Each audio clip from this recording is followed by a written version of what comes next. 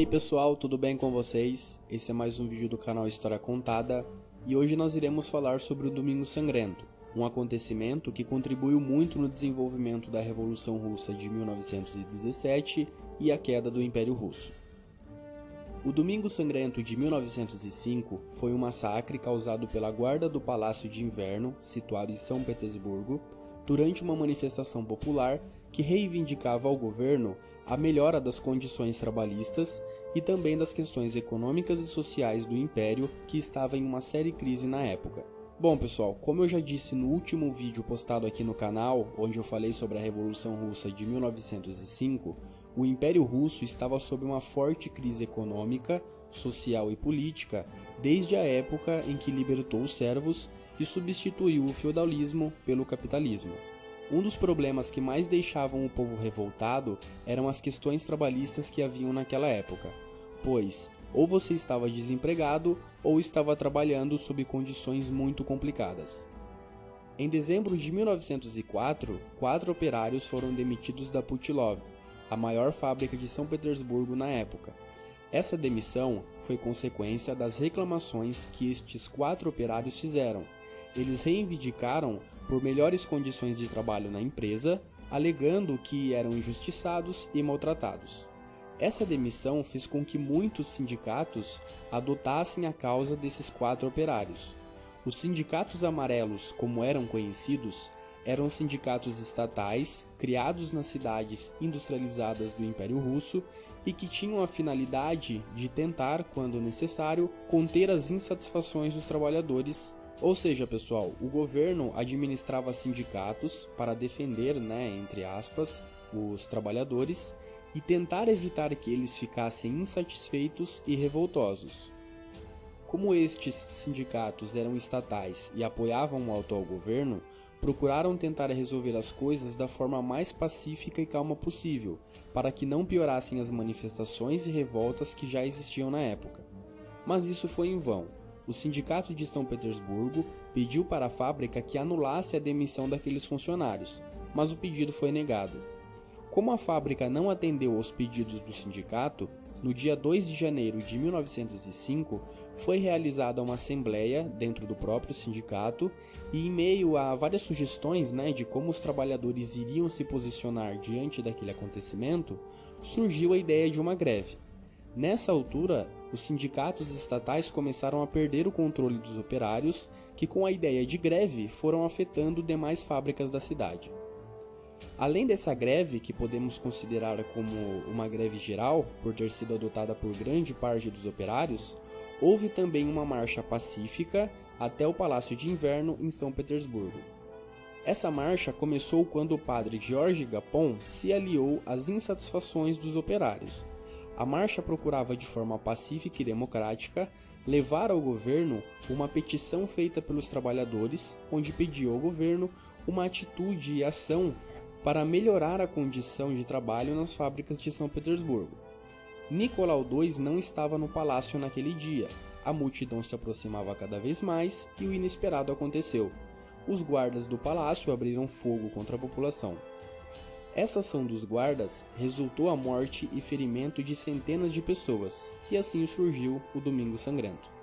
Então pessoal, eu vou repetir o resumo que eu disse no começo do vídeo para que vocês decorem bem o que foi esse acontecimento, tudo bem? Bom, então vamos lá. O Domingo Sangrento de 1905 foi um massacre causado pela Guarda do Palácio de Inverno, situado em São Petersburgo, durante uma manifestação popular que reivindicava ao governo a melhora das condições trabalhistas e também das questões econômicas e sociais do Império, que estava em uma séria crise na época.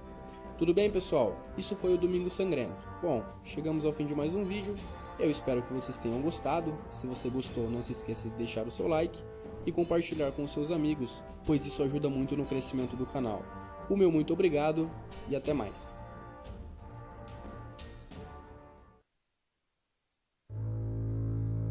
E aí pessoal, tudo bem com vocês?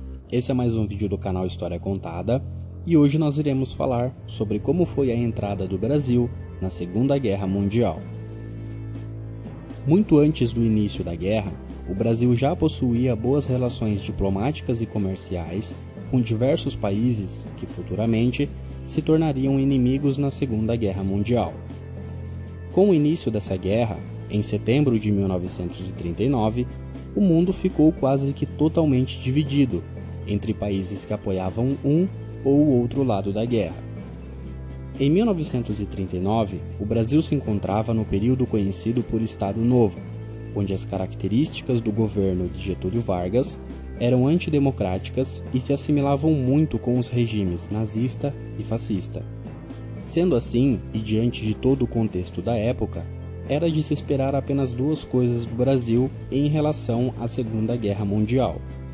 Ou o Brasil se tornaria aliado da Alemanha, ou então iria declarar neutralidade, mas ainda assim, de alguma forma, apoiaria os alemães. No entanto, nenhuma dessas expectativas se tornaram realidade.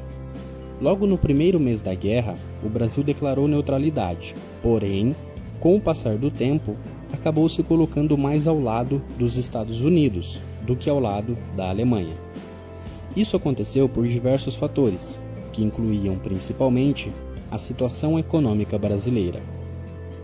Como eu citei anteriormente, o Brasil já mantinha boas relações com os Estados Unidos e a Alemanha antes mesmo da guerra, só que entre esses dois países, o que mais beneficiava o Brasil eram os Estados Unidos.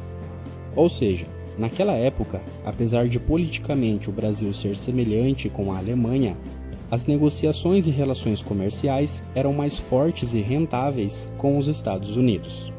E foi assim que o Brasil se manteve neutro nos primeiros anos da guerra, mas sempre fornecendo muito apoio para os Estados Unidos.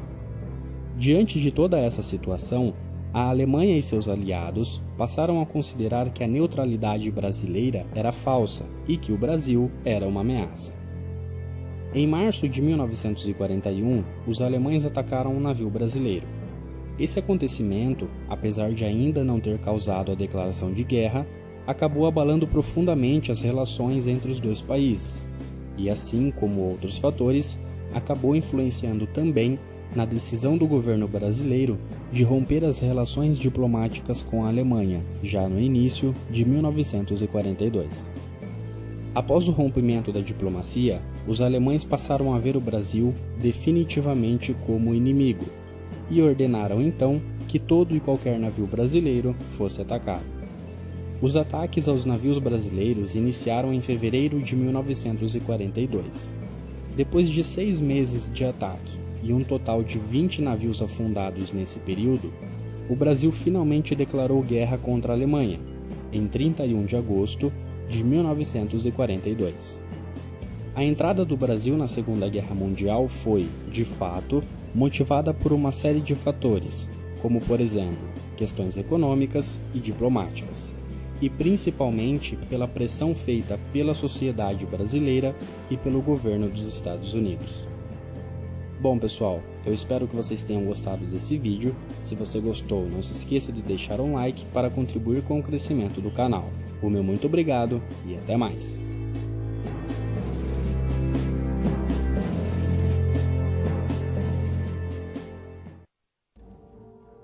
E aí pessoal, tudo bem com vocês?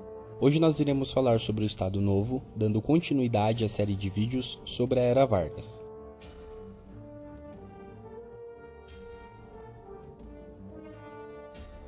Após a intentona comunista, uma tentativa de derrubar Getúlio Vargas do poder através de uma revolução comunista, Getúlio Vargas intensificou ainda mais a repressão contra seus inimigos políticos e começou a criar meios para dar mais poderes ao governo. Em 1937, o governo apresentou publicamente o Plano Corren, um suposto plano para outra tentativa de revolução e derrubada de Getúlio Vargas. O Plano Corren foi usado por Getúlio como uma justificativa para que ele pudesse fechar o Congresso, criar uma nova Constituição, cancelar a eleição de 1938 e decretar o Estado Novo. Mais tarde, foi descoberto que o Plano Corren era falso. Após aplicar o golpe de Estado, fechando o Congresso e criando a Constituição de 1937, Getúlio Vargas dá início ao Estado Novo, a última parte da Era Vargas. O Estado Novo, pessoal, é basicamente um reflexo mais autoritário e antidemocrático de tudo aquilo que foi visto no governo provisório e no governo constitucional. Então, se nesses últimos 2 períodos da era Vargas, o governo já era autoritário, antidemocrático, censurava as mídias e perseguia seus inimigos políticos, no Estado Novo isso seria praticado de forma mais intensa ainda. O Estado Novo é marcado pelo autoritarismo e centralização do poder, censura e propaganda, e desenvolvimento econômico, industrial e social. O autoritarismo e centralização do poder ganham força no Estado Novo quando todos os partidos ou grupos políticos são considerados legais. E para que tal medida fosse feita, Getúlio Vargas teve que centralizar o poder. Foi anulado o poder legislativo e judiciário, a eleição presidencial passou a ser indireta e foram criadas leis que davam muito mais poder e autonomia para o governo. A censura andava junto com o autoritarismo e centralização do poder. No Estado Novo, o governo criou leis e departamentos que permitiam o controle de todas as informações sobre o governo. Como consequência da censura, o governo também intensificou a propaganda estatal, ou seja, além do governo controlar todas as informações que eram apresentadas à população, usava dos meios de comunicação para fazer uma propaganda que transmitisse uma imagem boa e positiva do governo.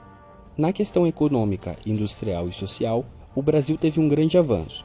Nesse período, o trabalhador ganhou mais direitos, o setor industrial foi ampliado e sua infraestrutura sofreu modernizações. O Estado Novo chegou ao fim após uma série de motivos que desestruturaram o modelo de governo de Getúlio Vargas. Após entrar na Segunda Guerra Mundial contra os nazistas e fascistas, o Brasil estreitou suas relações com países liberais e democráticos. Isso obrigou Getúlio Vargas a ser mais democrático. Então, ele deu início à elaboração de uma nova eleição, tirou da ilegalidade os partidos e grupos políticos e soltou inimigos políticos que estavam presos. Essas medidas e muitas outras não adiantaram de nada, pois já era tarde demais. Em 29 de outubro de 1945, a alta hierarquia do Exército realizou a deposição de Getúlio Vargas. Ele não reagiu e aceitou a medida tomada pelos militares, e dessa forma, após 15 anos de governo, a Era Vargas chegou ao seu fim. Bom pessoal, espero que tenham gostado do vídeo. Se você gostou, não se esqueça de deixar o seu like, pois isso ajuda muito no crescimento do canal. O meu muito obrigado e até mais.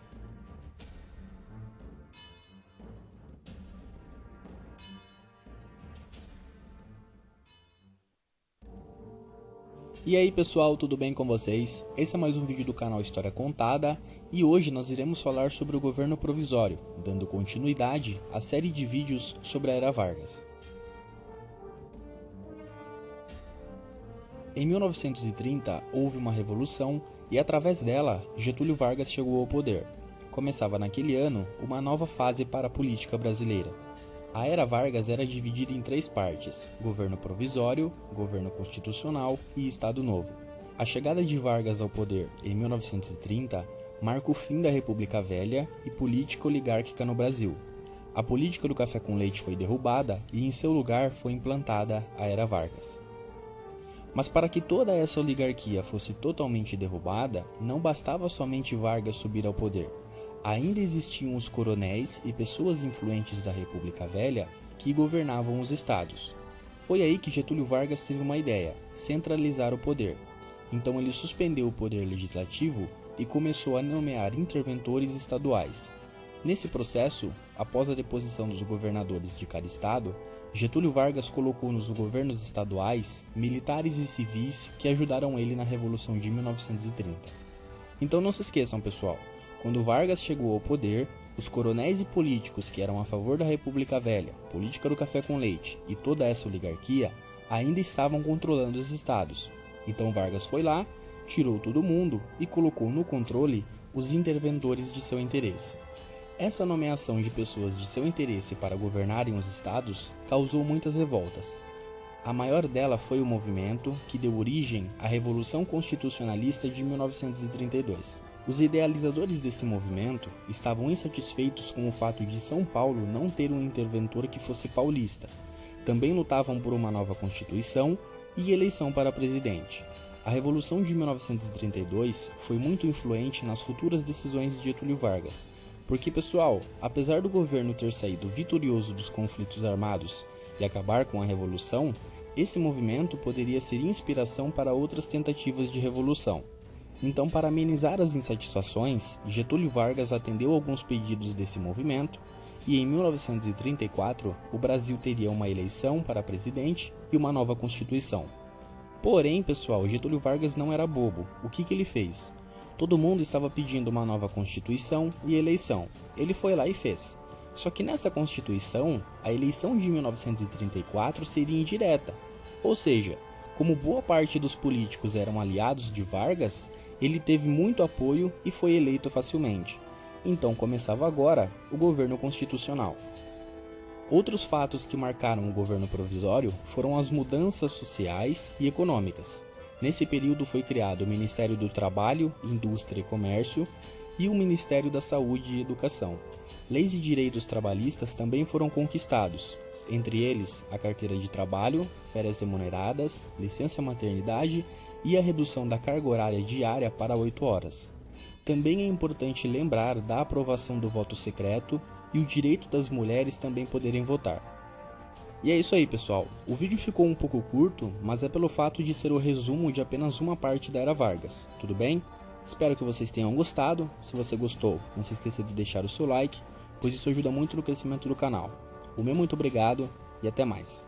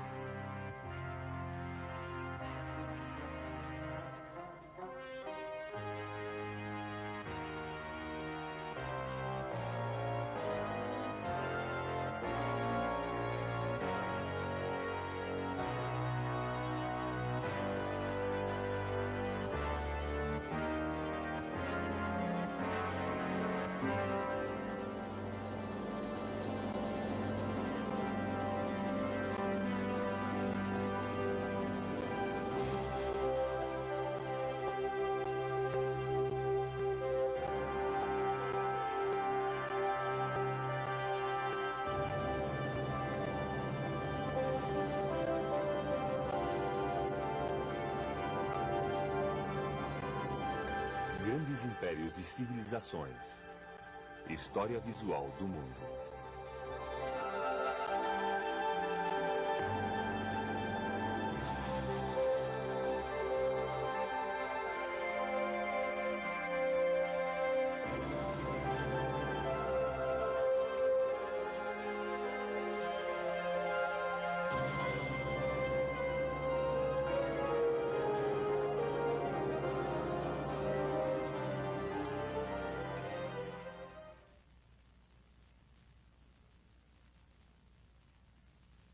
A Idade do Ferro.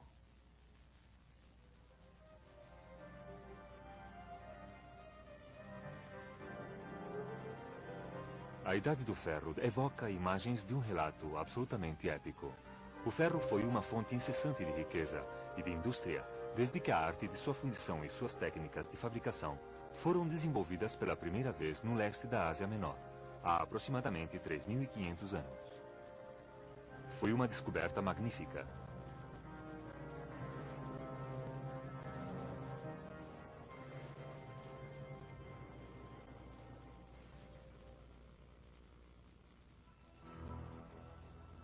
Num prazo de 500 anos, ao redor do ano 900 a.C., tinha se expandido a Índia, e 300 anos mais tarde a China.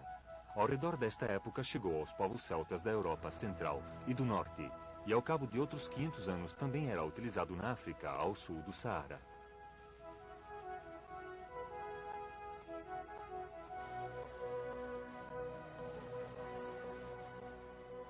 Havia começado a Idade do Ferro, uma era que duraria quase até os nossos próprios dias. O que tinha começado como uma inovação que permitia às tribos antigas armar-se com instrumentos de ferro e que permitiria aos agricultores fabricar utensílios mais eficazes para lavrar a terra, conduziu, muitos séculos depois, a uma situação na que o ferro e o carvão se converteriam na espinha dorsal da indústria, até que seu lugar fosse ocupado pelo aço, pela eletricidade e pelo petróleo.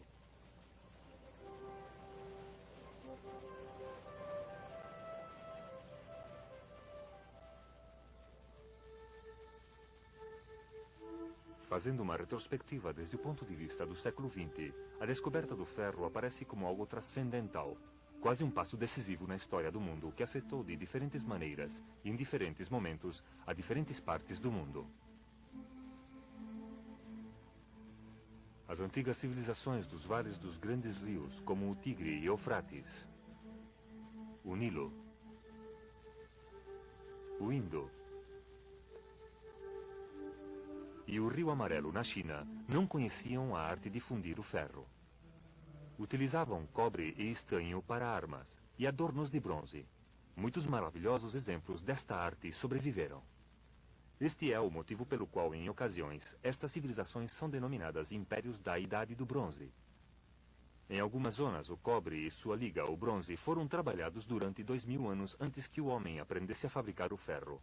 Embora os minerais de ferro sejam extraordinariamente comuns, muito mais que os do cobre e do estanho, a tecnologia para sua produção resulta muito mais difícil que a fundição do cobre. Só certos tipos de minerais produziriam ferro com a tecnologia disponível na época em que aqueles povos prosperaram. A temperatura mínima de fundição é muito mais alta para o ferro do que a do cobre ou o estanho. A fundição do estanho e sua passagem a moldes é relativamente imediata, como nesta reconstrução moderna. Essencialmente, este processo continua sendo o mesmo até os nossos dias, e as modernas fundições que trabalham o bronze ainda aplicam procedimentos similares. Esta é a técnica da cera, já pouco usada, que ainda é empregada em algumas fundições modernas de bronze, na que a cera é colocada num molde com a forma do objeto que se quer produzir.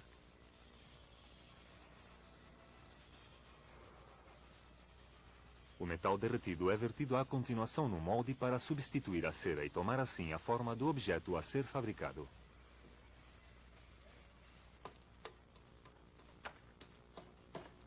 Quando o metal se encontra já frio e solidificado, se retira o molde lentamente e o bronze se faz visível.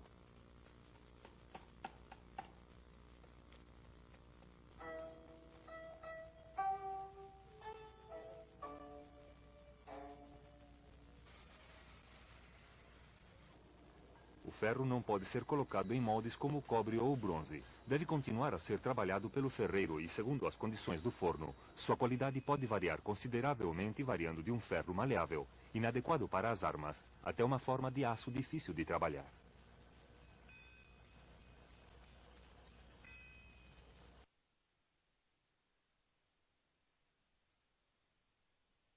Israel é um país único no mundo, onde o moderno e o antigo convivem lado a lado.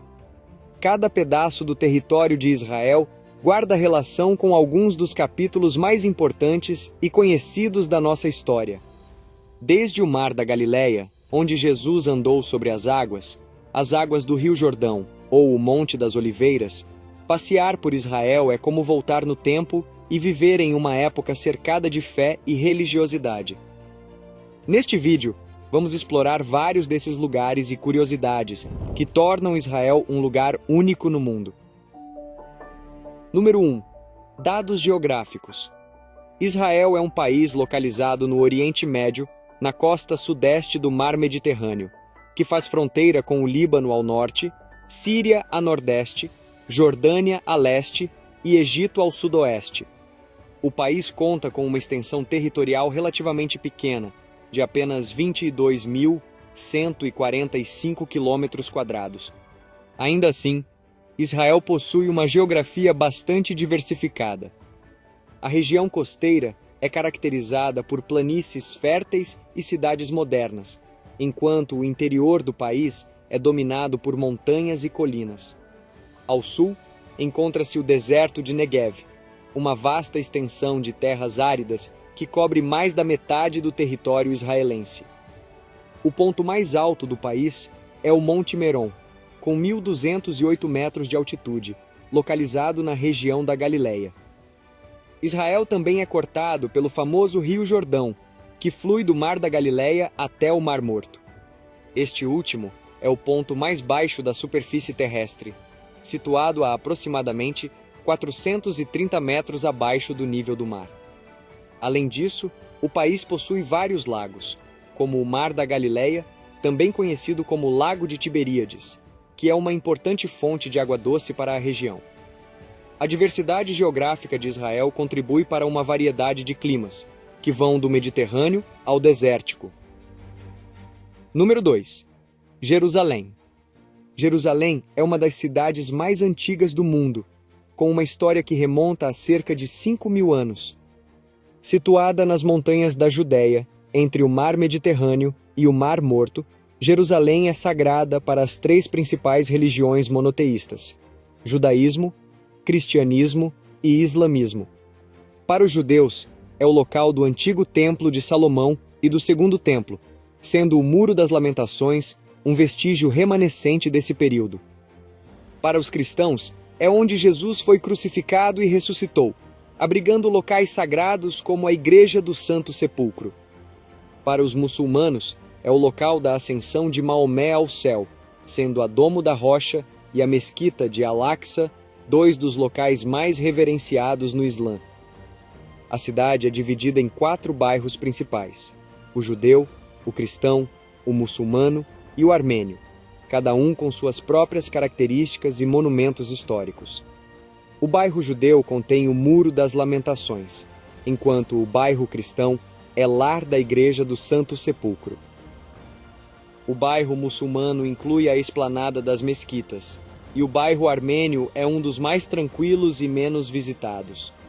Jerusalém também é a capital declarada de Israel e a sede do governo, incluindo a sede do parlamento e a residência oficial do primeiro-ministro. A cidade é um centro de cultura, religião e política, atraindo milhões de peregrinos e turistas anualmente.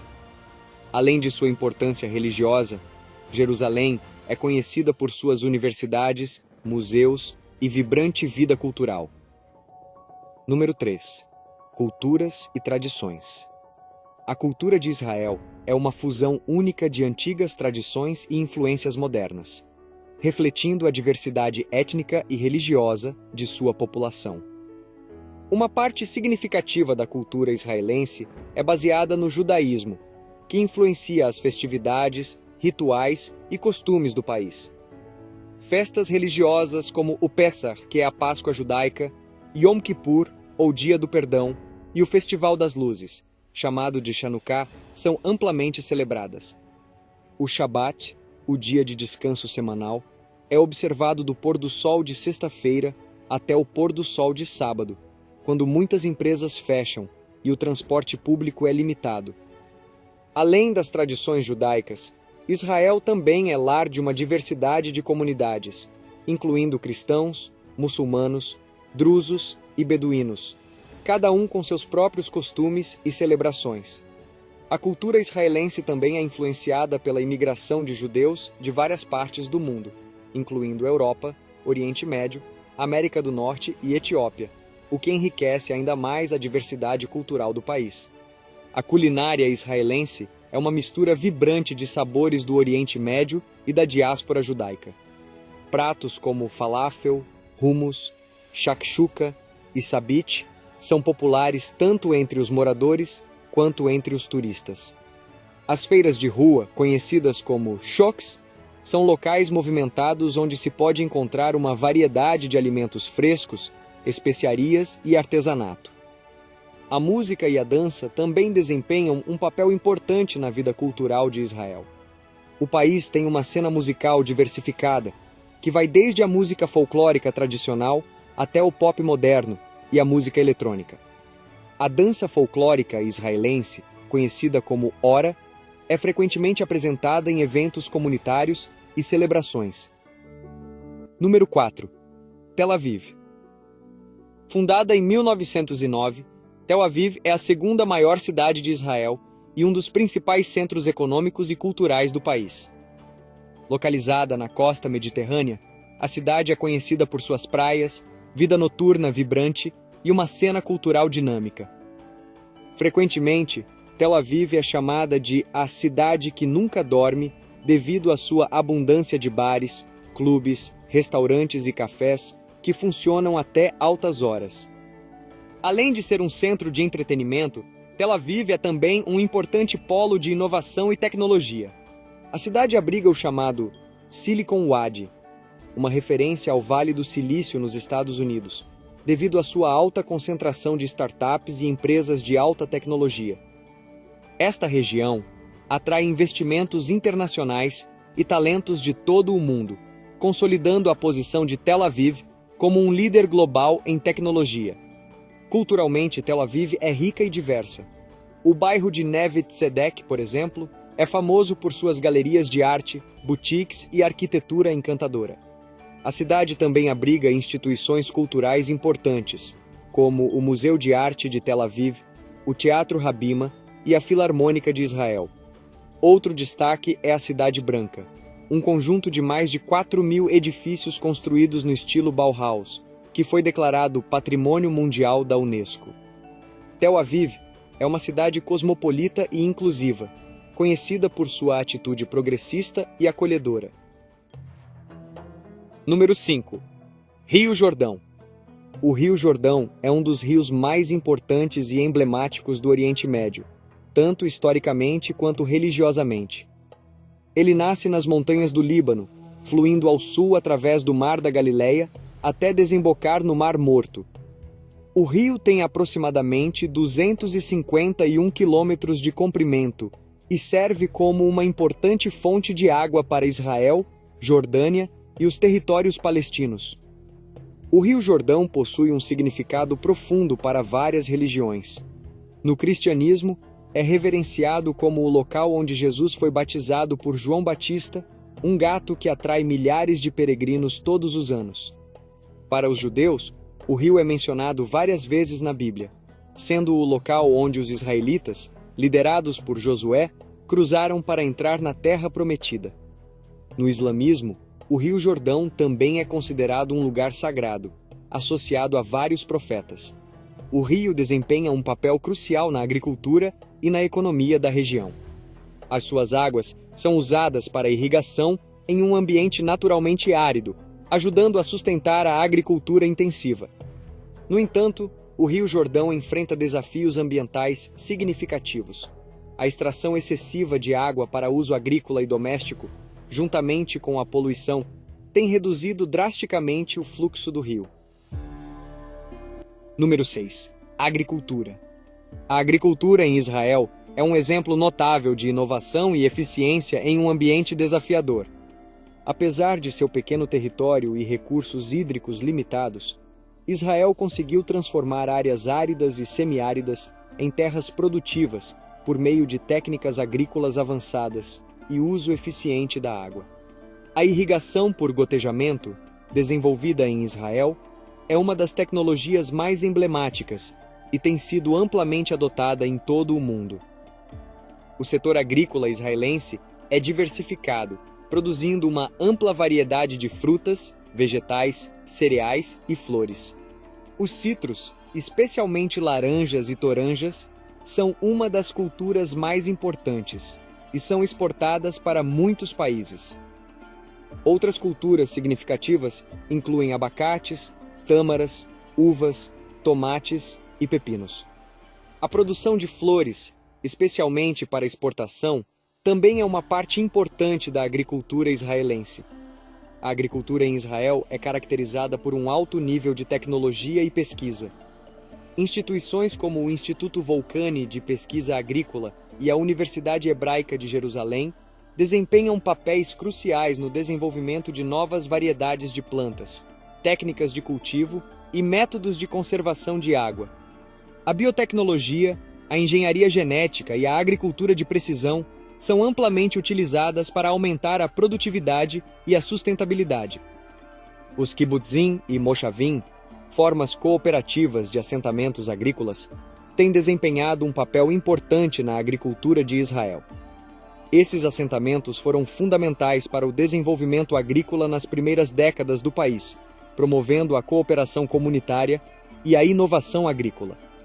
Apesar dos desafios, incluindo a escassez de água e as condições climáticas adversas, a agricultura israelense continua a prosperar e a contribuir significativamente para a economia do país. O compromisso com a inovação e a sustentabilidade garante que Israel permaneça na vanguarda da agricultura mundial. Número 7. Mar Morto.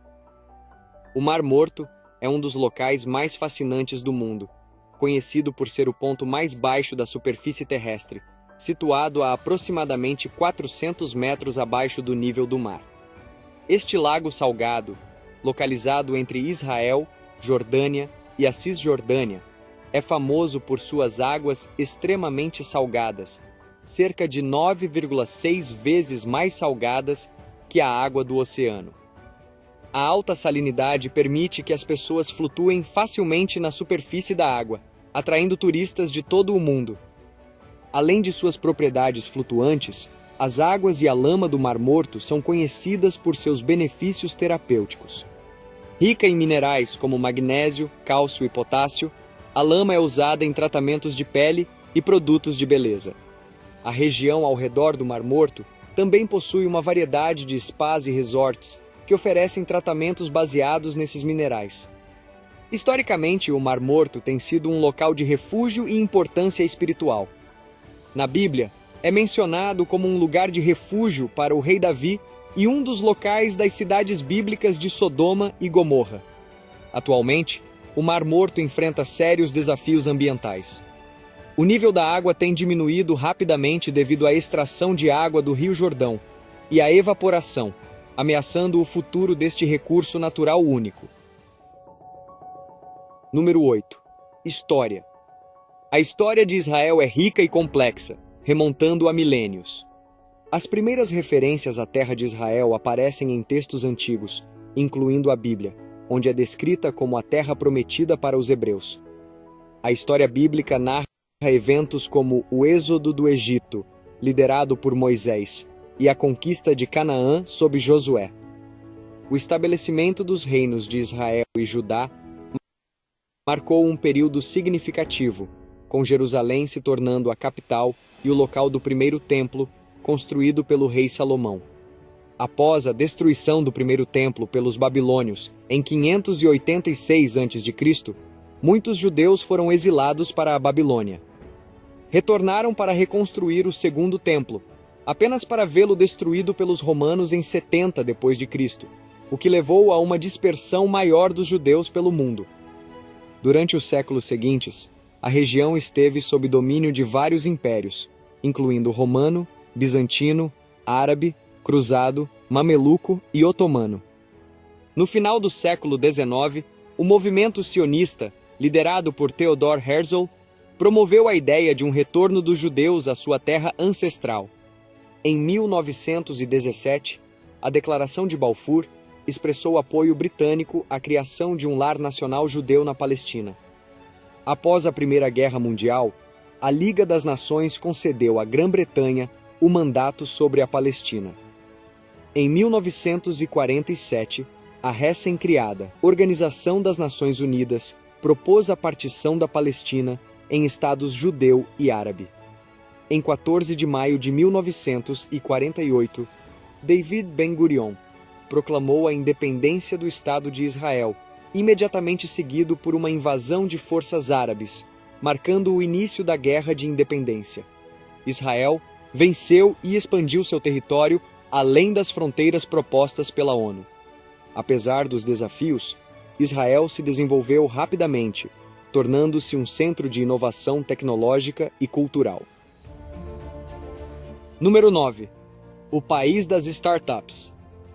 Israel é frequentemente chamado de país das startups, devido à sua impressionante concentração de startups e inovação tecnológica. Com mais de 6.000 startups, Israel tem uma das maiores densidades de startups per capita do mundo. A vibrante cena tecnológica do país é impulsionada por uma cultura de empreendedorismo, pesquisa avançada e apoio governamental.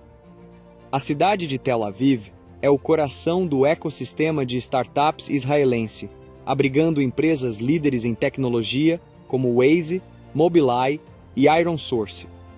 A inovação em Israel abrange diversos setores, incluindo cibersegurança, agritech, fintech e biotecnologia.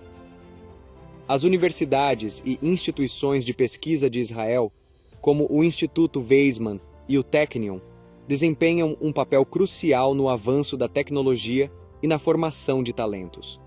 Investimentos internacionais e uma forte rede de incubadoras e aceleradoras também contribuem para o sucesso das startups israelenses, fazendo de Israel um líder global em inovação tecnológica. Número 10. Galileia. A Galileia é uma região histórica e geográfica no norte de Israel, conhecida por suas paisagens verdes, colinas ondulantes e rica herança cultural. A região é dividida em Alta e Baixa Galileia, cada uma com suas próprias características únicas. A Galileia é famosa por ser o local de muitos eventos bíblicos, especialmente na vida de Jesus, tornando-se um destino importante para peregrinos cristãos. As principais cidades da Galileia incluem Nazaré, onde Jesus passou sua infância, e Tiberíades, localizada às margens do Mar da Galileia, um grande lago de água doce também conhecido como Lago de Tiberíades ou Kinneret. A área ao redor do Mar da Galileia é rica em sítios arqueológicos e históricos, como Cafarnaum e Tabga. Além de sua importância religiosa e histórica, a Galileia é conhecida por suas vinícolas, trilhas para caminhadas e uma vibrante cultura agrícola. A combinação de beleza natural e significado espiritual faz da Galileia um dos locais mais visitados em Israel. Número 11. Religiões em Israel. Em Israel, a diversidade religiosa é notável e profundamente entrelaçada com a história e a cultura do país. O judaísmo é a religião predominante, com cerca de 74% da população se identificando como judeus. A prática judaica em Israel é diversa, variando do secularismo ao ortodoxismo rigoroso. Festividades judaicas como Yom Kippur, Pessach e Chanukah são amplamente observadas e influenciam o ritmo da vida nacional. O cristianismo também tem uma presença significativa, com cerca de 2% da população. Israel abriga locais sagrados para várias denominações cristãs, incluindo a Igreja do Santo Sepulcro em Jerusalém e a Basílica da Anunciação em Nazaré. Esses locais atraem milhões de peregrinos todos os anos. Os muçulmanos constituem cerca de 18% da população israelense, principalmente árabes israelenses. A Mesquita de Al-Aqsa e a Domo da Rocha, situadas em Jerusalém, são santuários islâmicos de extrema importância. A vida religiosa islâmica é vibrante, com mesquitas ativas em várias cidades, incluindo Jerusalém, Haifa e Jaffa. Além destas, há outras comunidades religiosas menores, como os drusos e os barraístas. Os drusos, que representam cerca de 1,6% da população, têm uma identidade religiosa única e vivem principalmente no norte de Israel. Os bahaístas consideram Haifa um centro espiritual, com o belo santuário do Bab atraindo visitantes de todo o mundo. A coexistência e a interação entre essas diversas comunidades religiosas são uma característica marcante de Israel, criando um mosaico cultural e espiritual único. No entanto, também geram desafios sociais e políticos, dada a complexa dinâmica das relações interreligiosas na região. Número 12. Massada. Situada no deserto da Judéia, Massada é uma antiga fortaleza de grande importância histórica e arqueológica. Construída pelo rei Herodes no século I a.C., a fortaleza está localizada no topo de um penhasco, oferecendo vistas impressionantes do Mar Morto e das montanhas circundantes. Massada é mais conhecida pelo cerco romano no ano 73 d.C., durante a primeira revolta judaica.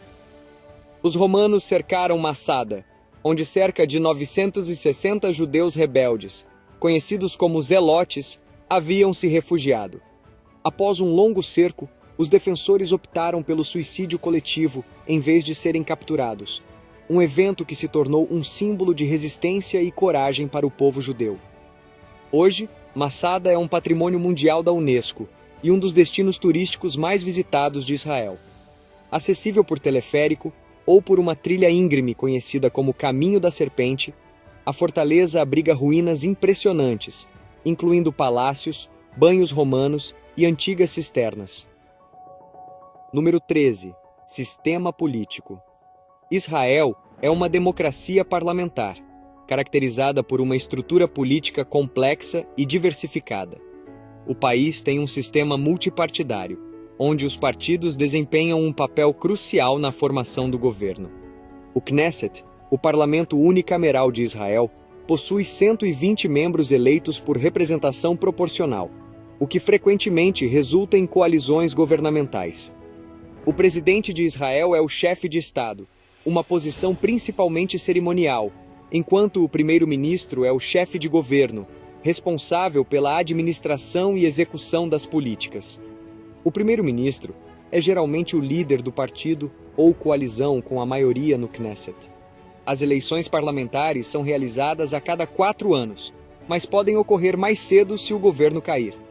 O sistema judicial de Israel é independente, com o Supremo Tribunal de Israel atuando como a mais alta corte, responsável por revisar leis e decisões governamentais. Israel não possui uma constituição formal, mas opera com base em uma série de leis básicas que definem a estrutura e os princípios fundamentais do governo. Número 14. Exército. O Exército de Israel, conhecido como Forças de Defesa de Israel, é fundamental para a defesa do país. O serviço militar é obrigatório para a maioria dos cidadãos a partir dos 18 anos. Homens servem por 3 anos e mulheres por 2, com algumas exceções para grupos específicos, como árabes israelenses e judeus ultra-ortodoxos. O IDF é conhecido por suas unidades de elite, como a Sayeret Matkal e a Unidade de Inteligência 8200. A inovação tecnológica é uma característica marcante do IDF, com investimentos significativos em defesa cibernética e sistemas de defesa aérea, como o Domo de Ferro. O treinamento no exército israelense abrange uma ampla gama de habilidades, influenciando a cultura e o mercado de trabalho israelense. Além do serviço regular, os reservistas continuam a servir periodicamente até os 40 anos, garantindo uma força de defesa ágil e preparada. Número 15. Conflitos envolvendo Israel. Israel tem uma história marcada por conflitos desde a sua fundação em 1948. Um dos conflitos mais significativos foi a Guerra de Independência, entre os anos de 1948 e 1949, que ocorreu imediatamente após a declaração de independência de Israel e envolveu a invasão por forças árabes. A Guerra dos 6 Dias, em 1967, foi outro conflito importante, no qual Israel derrotou as forças árabes e ocupou territórios como a Cisjordânia, Gaza, Sinai e as colinas de Golã. Em 1973, durante as celebrações do Yom Kippur, o conflito eclodiu novamente quando Egito e Síria lançaram um ataque surpresa contra Israel. A guerra terminou com um cessar-fogo, mas teve um impacto duradouro na segurança regional. O conflito com o Líbano também foi significativo, com a invasão israelense em 1982 para combater a Organização para a Libertação da Palestina, resultando em uma longa ocupação no sul do Líbano. Nos últimos anos, os conflitos com os palestinos têm sido uma questão constante. A primeira e a segunda intifada foram levantes palestinos contra a ocupação israelense. A partir de 2006, o grupo militante Hezbollah, no Líbano, e o Hamas, na faixa de Gaza, têm sido fontes de confrontos frequentes. Operações militares como Chumbo Fundido, em 2008, e Margem Protetora, em 2014, foram realizadas em resposta aos ataques de foguetes do Hamas. No momento em que produzimos esse vídeo, mais uma vez Israel está em conflito, após um ataque do Hamas contra seu território. Número 16. Tecnologia. Israel é reconhecido globalmente como um líder em inovação tecnológica. O país é conhecido por suas contribuições significativas em diversas áreas, incluindo cibersegurança, biotecnologia, agricultura e tecnologia militar. Tel Aviv, como já mostramos, é um centro de startups, abrigando inúmeras empresas emergentes que desenvolvem tecnologias de ponta. Entre as inovações mais notáveis estão o sistema de defesa aérea Domo de Ferro, que intercepta mísseis e foguetes, e a tecnologia de irrigação por gotejamento, que revolucionou a agricultura em regiões áridas. Empresas como Waze, Wix e Checkpoint Software Technologies são exemplos de startups israelenses que alcançaram sucesso global. As universidades e instituições de pesquisa de Israel, como o Instituto Weizmann e o Technion, desempenham um papel crucial no avanço da tecnologia, colaborando estreitamente com a indústria. O governo também oferece apoio significativo ao setor de tecnologia, promovendo um ambiente favorável para pesquisa e desenvolvimento. Número 17. Lugares históricos. Israel é um país repleto de lugares históricos que refletem sua rica herança cultural e religiosa.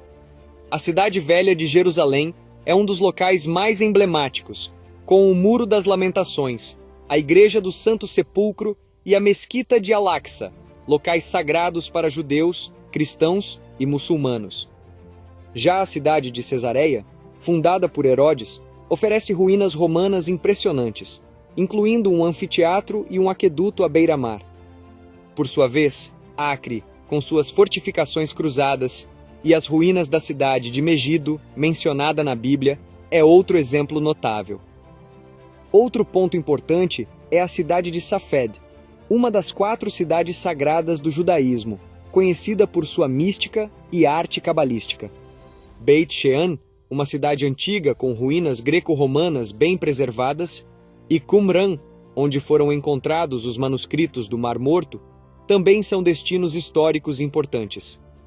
O Monte das Oliveiras, em Jerusalém, é outro local de grande significado religioso e histórico, oferecendo vistas panorâmicas da cidade e sendo mencionado em vários textos bíblicos.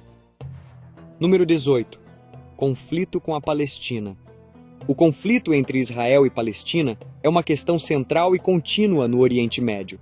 Iniciado após a criação do Estado de Israel em 1948, o conflito tem raízes profundas em reivindicações territoriais e religiosas. Após a Guerra dos 6 Dias, em 1967, Israel ocupou a Cisjordânia e a faixa de Gaza, territórios reivindicados pelos palestinos para a criação de um Estado independente. Acordos de paz, como os Acordos de Oslo, tentaram resolver o conflito, mas fracassaram em alcançar uma solução duradoura.